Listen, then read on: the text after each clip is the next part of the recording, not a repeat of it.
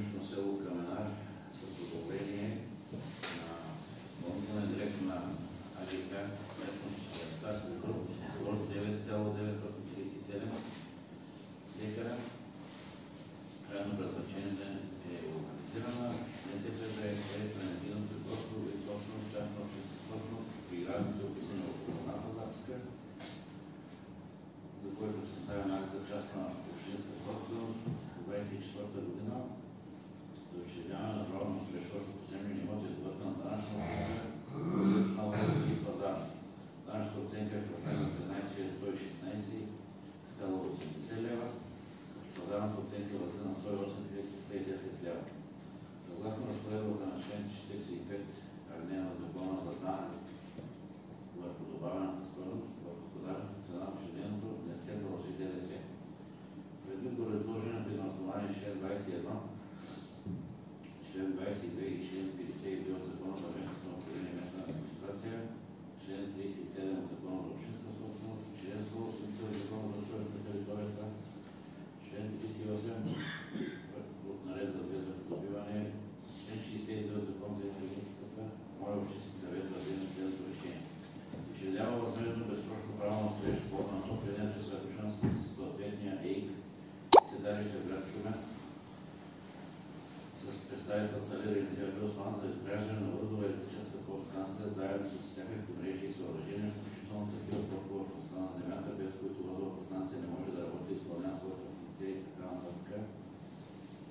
Поземленият имот с съответния идентификатор, описан в изложението от страната, землищно село Каменар, в местността Сакозо 9,937 декара, предназначение урбанизирана за енергийно производство с съответните граници и съседи, частна общинска собственост с съставен акт за общинска собственост от 24-та година, подписана в съда отказа, да се спазят предвижданията на действия на основание член 41 от Закона за общинска собственост. Доклад за пазарна оценка е изготвен от независим оценител, отговарящ на изискването за Закона на независимите оценители, цена на правото на строеж върху поземления имот, пазарна оценка, която е определена към 16 декември тази година, изготвена от лицензиран оценител Сузана Недева, съответния лицензиран на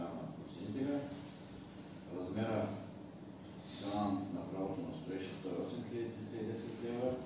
Деня на подписване на договор сумата в размер на 21 662, представляваща първо вноска в размер на 20% е определена на строеж в срок до 1 декември 25 година. Остатъкът от цената на отстъпването право на строеж, т.е. 86 648 лева. Да се одобри проекта на договор за учредяване на възмездно право на строеж на основание член 51 от Закона за поземлена земя и цената от клиента, находящ се в землищата Каменар, се използва за изпълнение на дейност на да издаде заповед да сключи договор за учредяване на безвъзмездно право на строеж за 150 съвършенство. Настоящото решение се изпрати на кмета на общината областен проект. Подлежи на обжалване 14-дневен срок, приложени са проекта, договора, всички необходими документи за днешната среща. Благодаря, господин Кмет на община Лозница. Уважаеми общински съветници, чухте докладната запис от кмета на община Лозница. Тя се разбира в постоянните функции и давам думата на Свещена ден за становище. Благодаря, господин председател. Благодаря, господин председател. След обсъждане и проведеното гласуване, присъстващите общински съветници подкрепиха докладната записка с 5 гласа за, въздържали се 0. Благодаря. Мусан Стаков. Благодаря, господин председател. Първо като дневния ред, 5 гласа за, против 0, въздържали се 0, общинските съветници подкрепиха докладната записка. Благодаря. Шейх, председател на Комисията по земеделие. Благодаря, господин председател. С 5 гласа. Ибрахим за. Надир Василев. Да.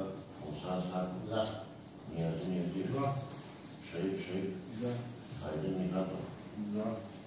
Господин Вичков. Да. Госпожа Рангова. Да. Господин Топчев. Да. Недяло. За. Свещена ден. За. Мусерен Саври. Да. И Назаят. Да.